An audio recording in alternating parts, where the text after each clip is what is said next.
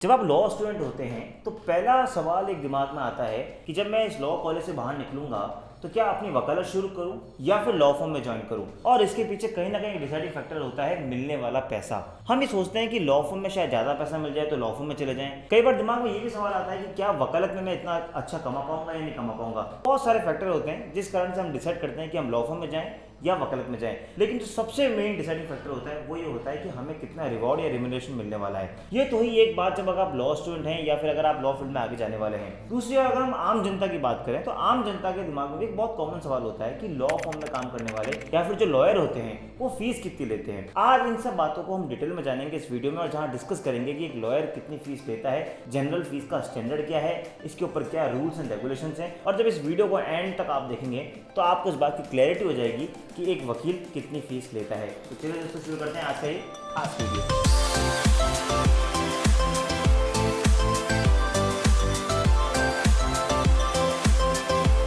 Lawyer हो, business founders हो, entrepreneurs हो, एचआर हो, आप चाहे किसी भी फील्ड में हो, सबसे बड़ी समस्या होती है एग्रीमेंट को ड्राफ्ट करना और उसको एग्जीक्यूट करना। तो दोस्तों उन सब का एक सॉल्यूशन है लॉयर इन बॉक्स। एक ऐसा टूल, एक ऐसा कोर्स जिसमें आपको मिलते हैं 6000 से ज़्यादा वर्ड और पीडीएफ फॉर्मेट में डॉक्यूमेंट्स, जिनको आप डाउनलोड कर सकते हैं और अपनी नीड के अकॉर्डिंग उसको फिल करके अपने काम को एग्जीक्यूट कर सकते हैं। तो नीचे दी गई लिंक पे क्लिक करें और इस कोर्स को आज की आज सब्सक्राइब करें। नमस्कार दोस्तों, मैं हूं आपका अपना वकील दोस्त एडवोकेट नमन मनोत और आप मेरे साथ देख रहे हैं लीगल शॉर्ट्स, वो चैनल जो आपको देता है कानून जुड़ी हर छोटी से बड़ी जानकारी। हम बना रहे हैं बहुत सारे वीडियोज हर कानून को ध्यान में रखते हुए और खासकर हमारे वकील भाइयों के लिए, ताकि आप अपनी वकालत को बहुत अच्छे से कर सकें। अगर हम वकालत क्षेत्र की बात करें तो वकालत क्षेत्र को मोटा मोटी दो तरीके से बांटा जाता है। सबसे पहले हम बात करें उससे कहते हैं कॉर्पोरेट, दूसरी बात करें तो वकालत यानी लिटिगेशन। देखिए, एक होता है कॉर्पोरेट वर्ल्ड और एक होता है लिटिगेशन वर्ल्ड। इन दोनों के अंदर भी बहुत सारे डिफरेंट ब्रांचेस होती है। तो अगर हमें इनको डिटेल में डिस्कस करना है तो हमें शुरुआत करनी पड़ेगी कॉर्पोरेट ग्रुप से।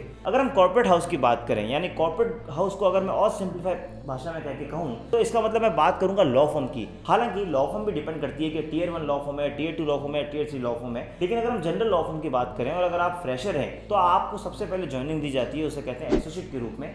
जहाँ पे जो मेरा एक्सपीरियंस रहा है, जो मैंने लोगों से जितना जाना है, जनरली एवरेज शुरू करते हैं 13 लाख, 14 लाख, 15 लाख या 16 लाख पर एनम से। जी हाँ, एक साल में 14-15 लाख पर एनम आपको वहाँ पे सैलरी मिल सकती है अगर आप एसोसिएट के रूप में एंट्री करते हैं। आप एसोसिएट में जब काम करते हैं और कुछ साल, 4 साल, 5 साल, 6 साल, again it depends on the law firm, जैसे से आप काम करते हैं और आप सीनियर होते हैं तो एसोसिएट के बाद आपको बनाया जाता है सीनियर एसोसिएट्स, और उनकी सैलरी लगभग जो अगर 15 लाख होती है तो उससे बढ़कर हो जाती है 25 लाख। और वही सीनियर एसोसिएट जब लगातार काम करता है तो एक स्टेप और आगे बढ़ता है और उसको बना दिया जाता है प्रिंसिपल एसोसिएट, और उस प्रिंसिपल एसोसिएट की सैलरी हो जाती है 25 लाख से बढ़कर 40 से 45 लाख की। अब ऐसा जरूरी नहीं है कि 40-45 लाख की हो, कहीं पे 50 लाख भी देखा गया, कहीं पे 35 लाख भी देखा गया। तो अगर हम एवरेज की बात करें तो 40 से 45 लाख एक सैलरी होती है किसी भी प्रिंसिपल एसोसिएट की। तो आपने देखा, शुरुआत करी हमने एसोसिएट से 15 लाख, फिर हम आते हैं सीनियर एसोसिएट की जहां 25 लाख, और फिर प्रिंसिपल एसोसिएट होता है 40 लाख। अगर आप इतने सारे स्टेज को भी अगर पार कर जाते हैं और अगर आप बहुत साल तक उस फर्म में रहते हैं या बहुत एक्सपीरियंस ले लेते हैं तो अल्टीमेटली आपको सैलरीड पार्टनर बना दिया जाता है उस लॉ फर्म में। सैलरीड पार्टनर का मतलब यानी आपका जो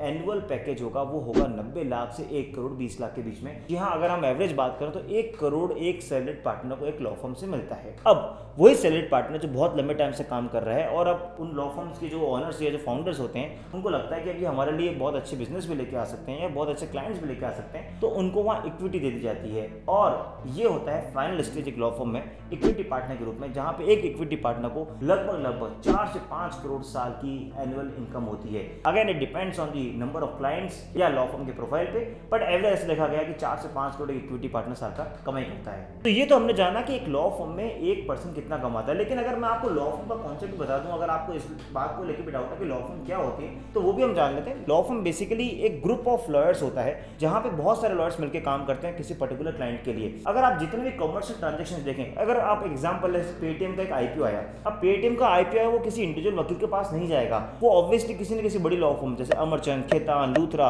ये सारी बड़ी लॉ फर्म्स को वो अप्रोच करते हैं और बोलते हैं कि हमें आईपीओ लाना है। तो पूरे उस लॉ फर्म की एक टीम बैठती है, वो टीम कॉर्पोरेट जो टीम होती है वो बैठ के उस आईपीओ को लाने का सारा काम करती है। ऑब्वियस सी बात है, जब इतने बड़े क्लाइंट्स होते हैं तो इतनी बड़ी उनकी फीस होती है, और जब जितनी बड़ी वो फीस होगी उतना ही वो पैसा अपने एसोसिएट्स को और प्रिंसिपल एसोसिएट्स को ट्रांसफर कर करते हैं, इसलिए लॉ फर्म में काफ़ी अच्छी सैलरी आपको मिल जाती है। ये तो बात रही सिर्फ कमर्शियल ट्रांजेक्शन की या कॉर्पोरेट हाउसेस की। अगर कॉर्पोरेट हाउस में अगर लॉ फर्म में एक स्टेप और आगे बढ़े तो लिटिगेशन की भी लॉ फर्म होती है, जहाँ पे जो बड़े बड़े लेवल के क्लाइंट्स होते हैं, जो मल्टीनेशनल कंपनीज होती है, अगर उनकी कोई कोर्ट में लिटिगेशन होती है तो वो इंडिविजुअल लॉयर को जाने के बजाय वो किसी न किसी लॉ फर्म को एंगेज करती है, क्योंकि उन्हें पता है कि लॉ फर्म में कई सारे वकील उनके साथ काम करेंगे, उनके उस मैटर पे काम करेंगे। तो हो सकता है जब 5-7 लॉयर्स की टीम जो बहुत डेडिकेटेड उस पर्टिकुलर सब्जेक्ट पे होती है, अगर वो टीम उनके लिए काम करेगी तो उनको बहुत अच्छा इनपुट मिल सकता है केस के लिए। फिर वो लॉ फर्म किसी सीनियर काउंसिल को जाकर एंगेज करती है और वो कोर्ट में उनसे आर्ग्यू कराती है। लेकिन जो बेसिक रिसर्च, ड्राफ्टिंग और जो एनालिसिस होता है वो लॉ फर्म का होता है, तो उनको भी इसी तरह की सैलरी मिलती है। कहने का मतलब ये है कि अगर आप लॉ फर्म में जाएंगे तो आपको सैलरी काफी अच्छी मिल जाएगी। लेकिन अगर कोई मुझे पूछे कि इसका नेगेटिव पॉइंट क्या है, क्या अगर इसको आपको एक बैकड्रॉप को अगर जानने की कोशिश भी है तो क्या हो सकता है, तो एक ही हो सकता है कि आपको यहाँ पे इतनी इंडिविजुअल एक जो हम कहते हैं कि नाम नहीं मिलता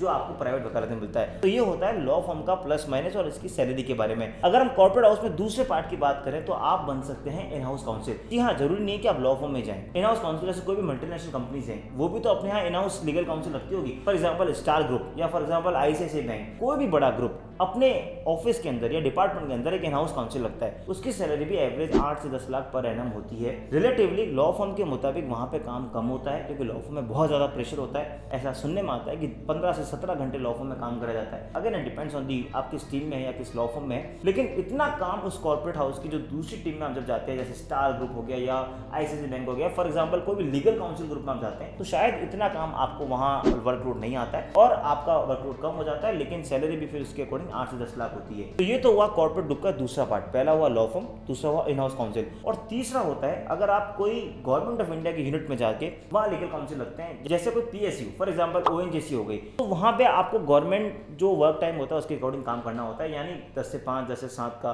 प्लस मंडे टू फ्राइडे, और फिर भी थोड़ी चिल लाइफ होती है इन कंपेरेटिव टू लॉ फर्म। लेकिन वहाँ भी सैलरी फिर वो 8 से 10 लाख या 7 लाख, डिपेंड्स ऑन दी कि आप कौन से PSU में और किस लेवल पे हो, तो वहाँ मिलती है। यानी आपने देखा कि जितना वर्कलोड बढ़ता है लॉ फर्म में उतनी ही सैलरी देते हैं। लेकिन कुछ लोग कुछ इनिशियल साल में लॉ फर्म में काम करके धीरे धीरे PSU या इन हाउस काउंसिल की तरफ मूव करते हैं, ताकि वो वर्कलोड कम हो और उनको डिसेंट सैलरी मिलती रहे। तो ये तो हो गया वकालत का पहला पार्ट, जहाँ हमने बात की कॉर्पोरेट हाउसेस की। लेकिन अब हम आते हैं इस वीडियो के दूसरे पार्ट में, जहाँ हम बात करते हैं वकालत के फील्ड की, जो रियल लिटिगेशन फील्ड होता है, वहाँ कितनी कमाई होती है। अब अगर आप वकालत के क्षेत्र में आते हैं तो ऐसा तो है नहीं कि आपको जाते आपको केसेस मिल जाएंगे। हालांकि अगर आपको जानना है कि अपनी वकालत को कैसे सेटअप करना है, कैसे वकालत में आगे बढ़ना है, तो मैंने इस पर कई सारे वीडियो बनाए हैं, जिसके लिंक मैं आपको नीचे दूंगा डिस्क्रिप्शन में। उन वीडियोस को आप जाके देख सकते हैं, जिससे आपको अपनी वकालत करने में आसानी हो। खैर, अभी हम बात कर रहे हैं जब हम वकालत के क्षेत्र में आते हैं और जब हम अपनी नई वकालत शुरू करते हैं, तो ऑब्वियसली किसी न किसी सीनियर काउंसिल के ऑफिस को ज्वाइन करते हैं। सीनियर काउंसिल यानी वो जो आपके कोर्ट में 5 साल, 10 साल या 15 साल वकालत कर रहा है। तो जब आप उनका ऑफिस ज्वाइन करते हैं तो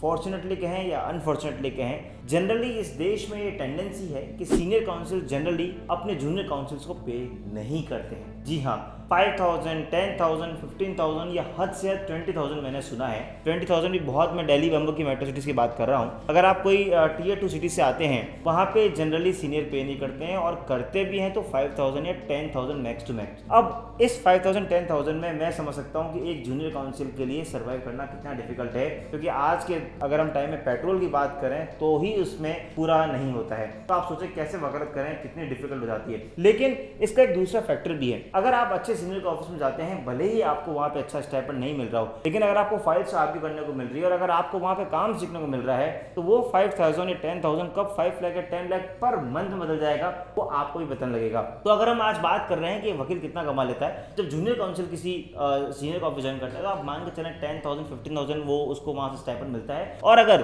कई बार अगर सीनियर बहुत ज़्यादा बेनिवोलेंट होते हैं, जैसे मेरे सीनियर थे, तो वो कई बार आपको क्लाइंट केसेस दिला देते हैं, और क्लाइंट केसेस दिलाते हैं तो आपको काफ़ी अच्छी उसमें कमी हो जाती है, और 30-40 हज़ार आप महीने का वहाँ से कमाना शुरू कर देते हैं। अब जब आप जूनियर काउंसिल होते हैं, जब आप आगे बढ़ते हैं, तो आप एक इंडिपेंडेंट काउंसिल के रूप में बढ़ते हैं। 4 साल, 5 साल जितना आप सीनियर के ऑफिस में रहते हैं, उसके बाद आप वहाँ से छोड़कर अपनी खुद की एक यात्रा शुरू करते हैं। तो जब इंडिपेंडेंट काउंसिल ग्रुप में जाते हैं, तब वहाँ पे पैसा मिलना शुरू होता है, और यहीं से एक डिसाइड होता है कि वो वकील कितनी फीस फीस लेगा। अगर आप क्रिमिनल साइड प्रैक्टिस कर रहे हैं और अगर आप सपोज बेल एप्लीकेशन की हम बात करें तो मिनिमम मैंने देखा है कि 11,000, 21,000 या 25,000, 30,000 या 50,000 और इनफैक्ट कुछ 5 साल, 10 साल, 15 साल की वकालत किए वकील मैंने देखा लाख से 2 लाख की बेल एप्लीकेशन की भी फीस लेते हैं। देखिए, फीस लेना कोई फिक्स स्ट्रेट जैकेट फॉर्मूला नहीं है, ये बहुत सारे फैक्टर पर डिपेंड करता है कि आप एक तो किस सिटी में हैं, किस कोर्ट में प्रैक्टिस कर रहे हैं, सेशन कोर्ट की फीस मांग रहे हैं या हाई कोर्ट की फीस मांग रहे हैं, आपका कितना एक्सपीरियंस हो गया है, आपका कितना वजूद है उस हाई कोर्ट के अंदर या उस ट्रायल कोर्ट में, प्लस जो क्लाइंट आया है उसका ऑफेंस क्या है, प्लस जो क्लाइंट आया है उसका लेवल क्या है पेमेंट देने में या फीस देने में। बहुत सारे फैक्टर मिलके होता है। आपको इस बात का ध्यान रखना है कि कभी इतनी ज्यादा फीस भी कोर्ट नहीं करनी है कि क्लाइंट चला जाए, लेकिन साथ ही साथ ये भी बहुत इंपॉर्टेंट है कि कभी अपनी फीस को इतना डाउन भी नहीं करना है कि आपका स्टैंडर्ड बहुत गिर जाए। इसलिए हमेशा एक मिनिमम स्टैंडर्ड सेट करें और उस स्टैंडर्ड सेट करने के बाद ही अपनी फीस मांगे। तो अगर हम उस वकील की बात करें तो अगर आप इंडिपेंडेंट काउंसिल हैं और अगर आप नई नई वकालत शुरू कर रहे हैं और वकालत इन सेंस इंडिपेंडेंट वकालत शुरू कर रहे हैं क्योंकि आपने 5 साल 6 साल सीनियर के साथ काम किया है, तो आप इंडिपेंडेंट वकालत शुरुआत कर रहे हैं तो आप 50,000 70,000 तो पर मंथ इजीली कमा सकते हैं। और यही वकील अगर आप धीरे धीरे आगे बढ़ेंगे तो वो lakh, 2 lakh, 3 lakh, again it depends on you, कैसे बढ़ेगी वो आप भी नहीं पता लगा पाएंगे। लेकिन अगर हम एक स्टेप और आगे बढ़े और बात करें कुछ सीनियर एडवोकेट्स की, तो ऐसा सुनने में आता है कि Bombay high court, Delhi high court या सुप्रीम कोर्ट के कुछ सीनियर्स 5 to 10 लाख पर अपीयरेंस लेते हैं। जी हाँ, एक बार कोर्ट में जाने को 5 to 10 लाख। और मैं आपको इसका एक रिसेंट एग्जांपल बताऊं, चंडीगढ़ में एक वकील साहब के घर पे जब रेड पड़ी तो उनके यहाँ पे 217 करोड़ रुपए कैश पकड़े गए। जी हाँ, 217 करोड़। इस 217 करोड़ रुपए के अमाउंट से मैं एक बात आपको साफ कह सकता हूं कि एक वकील कितनी फीस ले सकता है वो आप इससे समझ सकते हैं। यानी कोई फिक्स फॉर्मूला नहीं है, कोई स्ट्रेट जैकेट, इसका कोई सूत्र नहीं है, लेकिन अगर आपकी वकालत जम जाए तो आप लाखों रुपए महीना कमा सकते हैं। अब अगर हम एक स्टेप और आगे बढ़े, अगर कई बार आपने पूछा भी होगा या सोचा भी होगा कि एक गवर्नमेंट वकील कितना कमाता है, तो गवर्नमेंट वकील ने जो पब्लिक प्रोसिक्यूटर होता है वो 40,000 50,000 उनकी नॉर्मल सैलरी होती है और उनका जो सीनियर होता है यानी डबल एजी, उनका भी 2 लाख से 3 लाख पर मंथ होता है। तो ये सब गवर्नमेंट के लॉयर्स होते हैं। या फिर कई बार अगर गवर्नमेंट अपने पीएसयू के लिए किसी इंडिपेंडेंट काउंसिल को अपॉइंट करती है, या फॉर एग्जांपल सीबीआई है वो अपने वकील को अपॉइंट करती है उस हाई कोर्ट में या सुप्रीम कोर्ट में पैरवी करने के लिए, तो हर डिपार्टमेंट भी अपनी अपनी फीस डिसाइड करता है जो उनको पर केस देता है। हाँ, अगर आप गवर्नमेंट साइड से लॉयर है तो आपको पर केस की एक फीस मिलती है जो आपको जैसे जैसे आप जितने केस करेंगे उतनी उतनी बढ़ेगी। तो ये मोटा मोटी हिसाब रहता है आपकी वकालत में पैसे कमाई का। तो आज हमने जाना कि एक वकालत जब आप शुरू करते हैं तो चाहे आप कॉर्पोरेट फर्म में जाएं या आप अपनी खुद की वकालत करें तो आप कितना कमा सकते हैं। तो आज हमने डिटेल में जाना। इसके बावजूद भी अगर आपको लगता है कि आपको कोई डाउट है, आपको कोई सवाल उठते हैं, तो आप मुझे नीचे कमेंट में बता सकते हैं। और हाँ, मुझे ये जरूर बताइएगा कि आपको फर्स्ट सैलरी कितनी मिली थी अपने सीनियर के थ्रू, वो मुझे कमेंट सेक्शन में जाके बताओ ताकि हम इसको इंटरेस्टिंग बनाएं और आगे ऐसे वीडियो बनाएं और आपको इसी तरह जागरूक करते रहें। चलेंगे अगली बार फिर किसी इन्फॉर्मेटिव वीडियो के साथ। तब तक के लिए जय हिंद, जय भारत।